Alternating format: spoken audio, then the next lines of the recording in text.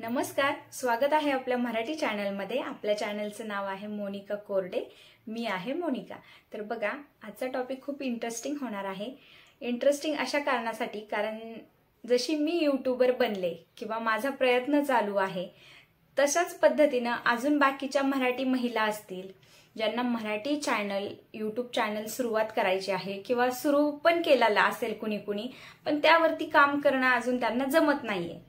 जमत अशासाठी नाहीये की सुरुवात कशी करायची, कसं बोलायचं किंवा घरच्यांना कसं समजून सांगायचं की लोक काय म्हणतील, घरचे काय म्हणतील, अशामध्ये ज्या कुणी महिला अडकून पडलेल्या आहेत त्यांच्यासाठी एक त्यांना मदत व्हावी यासाठी मी आजचा टॉपिक घेऊन आलेली आहे। तर बघा, आजच्या टॉपिकमध्ये माझ्या बाबतीत सुद्धा ज्या काही समस्या आल्या त्याचं सुद्धा मी कशा पद्धतीने मार्ग काढला, कशा पद्धतीने त्या समस्यांवरती मात केली यावरती सुद्धा मी त्यात आणि महत्त्वाचं सांगण्याचा नक्की प्रयत्न करेल। तर त्यासाठी आपला चॅनल अजून कुणी सबस्क्राइब केला नसेल तर त्यांनी नक्की सबस्क्राइब करून घ्या आणि बेल आयकॉन सुद्धा प्रेस करा, म्हणजे जेव्हा कधी आपला व्हिडिओ येईल तेव्हा तुम्हाला नोटिफिकेशन मिळून जाईल। तर चला सुरुवात करूया आजच्या टॉपिकला। ज्या कोणी माझ्यासारख्या यूट्यूबर आहेत किंवा यूट्यूबर होण्याचं स्वप्न पाहतायत, म्हणजे मी पण काही जास्त मोठी यूट्यूबर नाहीये, पण सुरुवात केलेली आहे। सुरुवात केल्यानंतर ज्या काही समस्या येतात, ज्या काही मला प्रॉब्लेम आले, त्यातनं मी कसा मार्ग काढला हे तुमच्यासोबत शेअर करणार आहे। तर बघा, यूट्यूबवरती काम करायचं म्हटल्यानंतर सर्वात महत्त्वाची गोष्ट म्हणजे टाइम हा द्यावाच लागतो। कारण बघा, आपण एखाद्या ठिकाणी नोकरी करत असू किंवा जॉबला आपण कुठे बाहेर जात असू तर तिथे बघा 8 ते 10 तास आपले जातात।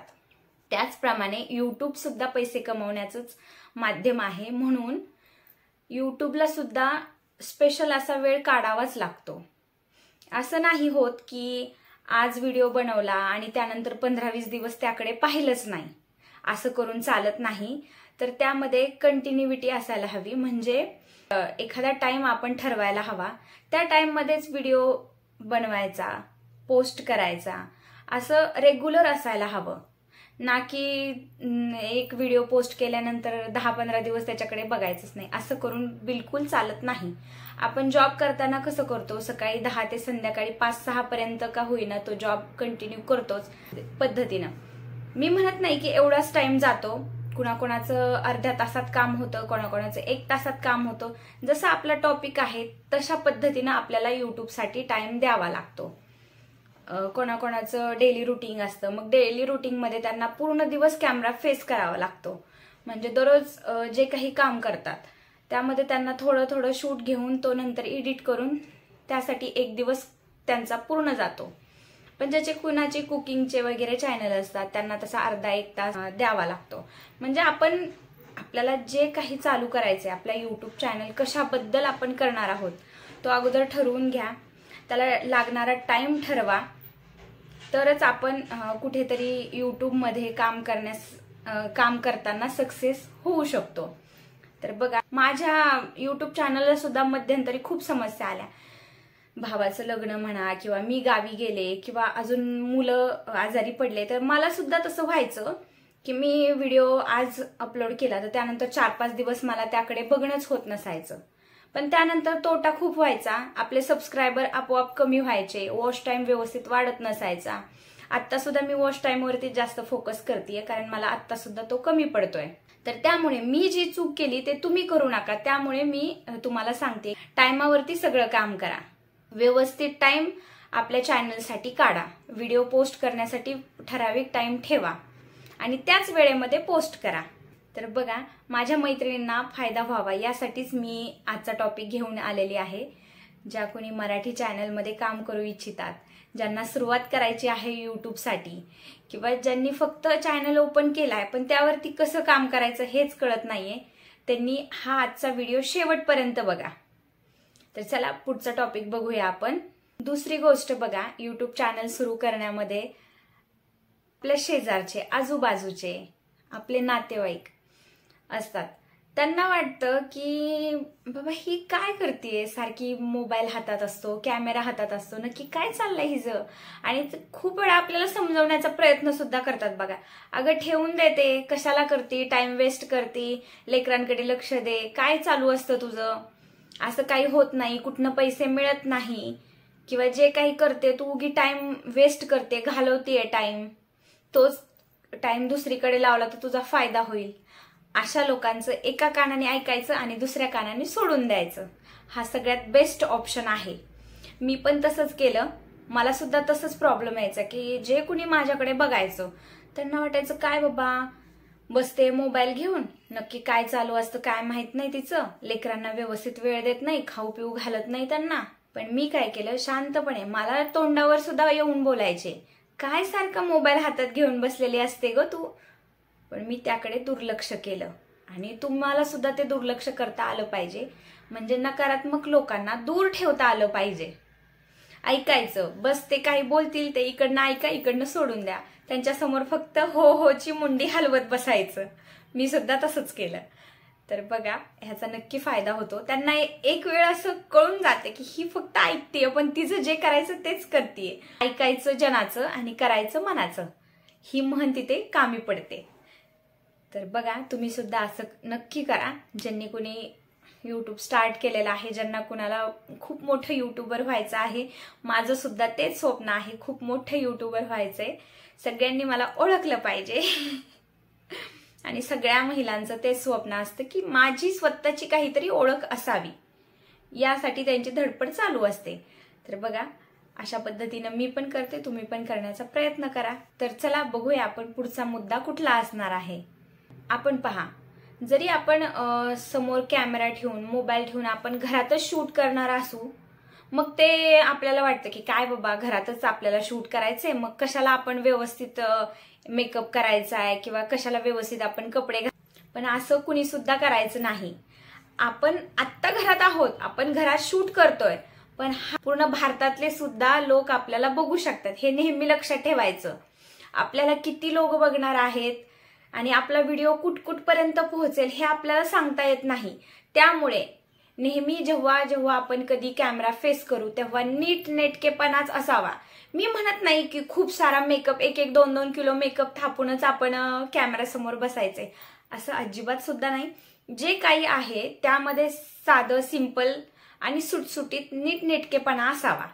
म्हणजे कपडे जसे पण कसे असू द्यात तुमचे, पण ते व्यवस्थित स्वच्छ इस्त्री केलेले असे असावेत. चेहरा नेहमी हसरा असावा आणि चेहऱ्यावरती थोडासा लाईट मेकअप असावा. मी म्हणत नाही जास्त मेकअप, लाईट मेकअप असावा. आणि आपण स्वतःकडे बघून आपल्याला पॉझिटिव्ह एनर्जी कशी भेटेल याचा नक्की प्रयत्न करायचा. कारण आपण आपल्याला बघूनच आपल्याला जर पॉझिटिव्ह वाटत असेल तर समोरच्याला नक्कीच वाटणार आहे. त्यामुळे नीटनेटकेपणा असावा आपण जेव्हा कधी व्हिडिओ शूट करतो त्यावेळी. बाकी एरवी तर आपण काय घरामध्ये मेकअप कुणी करून बसत नाही जास्त, हे मला पण माहितीये, कारण मी पण कॅमेराच्या नंतर अजिबात मेकअप करत नाही. आणि आता सुद्धा जो काही आहे तो जास्त मेकअप माझा कधीच नसतो. मला जास्त मेकअपची आवड नाहीये. जे काही आहे ते थोडंसं सिंपलचं नॉर्मल आवडतं. जास्त मी सुद्धा मेकअप करून राहू शकत नाही किंवा मला ते आवडत नाही. त्यामुळे जे काही आहे ते सिंपलसं, साधंसं, नीटनेटकं असावं. हा एक मुद्दा खूप महत्वाचा आहे. नाहीतर उठायचं, सुटायचं आणि तसंच कॅमेरासमोर बसायचं, हे मला पटत नाही. त्यामुळे मी असं कधीच करत नाही. तर चला बघूया आता आपण पुढचा मुद्दा कुठला आहे तो. तर बघा, आपण जे काही बोलतोय ते समोरच्याला कशा पद्धतीनं मिळतंय यावरती जास्त फोकस करायला हवा. म्हणजे आपण जे बोलतोय ते समोरच्याला समजायला हवं. नाहीतर आपण भडभड भडभड बोलत जायचं किंवा एकदम स्लो बोलत जायचं ना, की म्हणजे आपल्याला जे काय बोलायचं ते समोरच्याला कळत नाही आणि समोरच्याला पण वाटतं की अरे का आपण उगीच ह्यांना बघतोय, काही त्याचं समजत नाहीये, काय बोलते काही कळत नाही, असं व्हायला नको. म्हणून आपली भाषा कशी का असेना पण स्पष्ट असावी, वाक्य पूर्ण असावेत. आपण जे बोलतोय ते समोरच्यापर्यंत जसंच्या तसं पोहोचायला हवं. ह्याचा नक्की प्रयत्न करा. म्हणजे आपल्याला जे काही बोलायचंय, सांगायचंय ते स्पष्ट वाक्यात असावं. ना की असे आडेवेडे घेऊन किंवा कुणी कुणी खूपच फास्ट बोलतं, कुणी कुणी खूपच स्लो बोलतं, असं नसावं. रेग्युलर जसं आपण घरामध्ये संभाषण करतो त्या पद्धतीनं आपली भाषा असावी. तर चला बघूया आता पुढचा मुद्दा, आणि खूप महत्वाचा मुद्दा असणार आहे तो. सगळ्यात महत्वाचं तो मुद्दा म्हणजे असा की घरच्यांना आपण काय करतो हे समजून सांगावं. फक्त कॅमेरा घेतेय, मोबाईल घेतेय, अशीच व्हिडिओ काढते, तसेच व्हिडिओ काढते, 24 तास तिच्या हातात मोबाईलच आहे, असं घरच्यांनी आपल्याबद्दल बोलायला नको. त्यामुळे आपण जे काही काम करतो ते काम कशा पद्धतीचं आहे, नक्की त्या कामाचा आपल्याला काय फायदा होणार आहे, मोबदला कुठला मिळणार आहे, हे आपण घरच्यांशी बोलून तो प्रॉब्लेम सॉल्व्ह करावा. म्हणजे घरामध्ये सासू सासरे असतील, इतर कोणी मोठे माणसं असतील, त्यांना असं वाटायला नको अरे काहीतरी हिचं वेगळंच चालू आहे, ही काहीतरी कॅमेऱ्यासोबत सारखी 24 तास चिटकून बसलेली असते, असं काही वाटायला नको. त्यामुळे आपण जे काही काम करतो ते आपल्या घरच्यांना विश्वासात घेऊन एकदा सांगण्याचा प्रयत्न करा. कदाचित तुम्हाला सपोर्ट सुद्धा करतील. माझ्या घरच्यांना मी सगळ्यांना आता सांगितलेलं आहे की माझं असं असं युट्यूबवरती चॅनल चालू केलेले आहे मी, त्यासाठी मला शूट कधी कधी घरी करावं लागतं, कधी कधी बाहेर जावं लागतं, म्हणून मला काही प्रॉब्लेम होत नाही. मी जरी बाहेर असले तरी सांगता येतं की बाबा मी बाहेर आलेली आहे शूटसाठी. त्यामुळे ते लोक सुद्धा मला समजून घेतात. त्यामुळे प्रत्येक महिलेनी आपण जे काही करतोय ते आपल्या घरच्यांना विश्वासात घेऊन सांगण्याचा एकदा प्रयत्न करा. कदाचित तुमच्या पाठीशी उभे राहतील ते त्या कारणासाठी, त्या कामासाठी आपल्याला खोटं वगैरे बोलायला लागणार नाही यामुळे. तर चला बघूया आता पुढचा, आणि माझ्या बाबतीत कुठला मला अनुभव आला ते सुद्धा मी नक्की तुम्हाला सांगणार आहे. तर बघा, एखादी गोष्ट किंवा एखादा टॉपिक आपण जेव्हा निवडतो तर तो टॉपिक, तो मुद्दा एकदम माहितीपूर्वक समोर गेला पाहिजे. टॉपिक निवडलेला आहे पण त्याबद्दल तुम्हाला काही माहितीच नसेल तर तुम्ही त्याविषयी काय बोलू शकता. त्यामुळे आपण एखादा टॉपिक जेव्हा निवडणार आहोत त्याबद्दल आपण निदान थोडीफार का होईना माहिती घेण्याचा प्रयत्न करायचा आहे. माहितीपूर्वक एखादा टॉपिक समोर मांडायचा आहे. काहीही किंवा कुठलंही काहीही जोडून तो टॉपिक निर्माण करायचा नाही. तर बघा, अशा पद्धतीनं यूट्यूब ज्यांना कुणाला स्टार्ट करायचा आहे किंवा ज्यांनी कोणी केलेलं आहे पण अजून काम करत नाहीये, तर त्यासाठी हे छोटेसे थोडंफार मी जे काही माहिती सांगण्याचा प्रयत्न केलेला आहे याचा नक्की तुम्हाला फायदा होईल. एकदा ट्राय करून बघा. मी जे काही सांगितलं त्याचं नक्की ट्राय करून बघा. नक्कीच तुमच्या यूट्यूब चॅनलसाठी फायदा होईल ही माझी गॅरंटी आहे.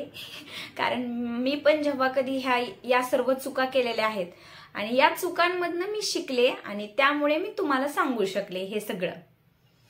माझे पण व्हिडिओ कधी रेग्युलर येत नव्हते पण त्याच्यामधनं खूप तोटा झाला. मला लक्षात आलं वॉच टाइम वाढला नाही किंवा सबस्क्रायबर वाढलेले तेवढे कमी झाले, हे माझ्या बाबतीत झाले आणि हेच दुसऱ्या माझ्या मैत्रिणी बाबतीत व्हायला नको यासाठी मी आजचा हा टॉपिक शेअर केलेला आहे.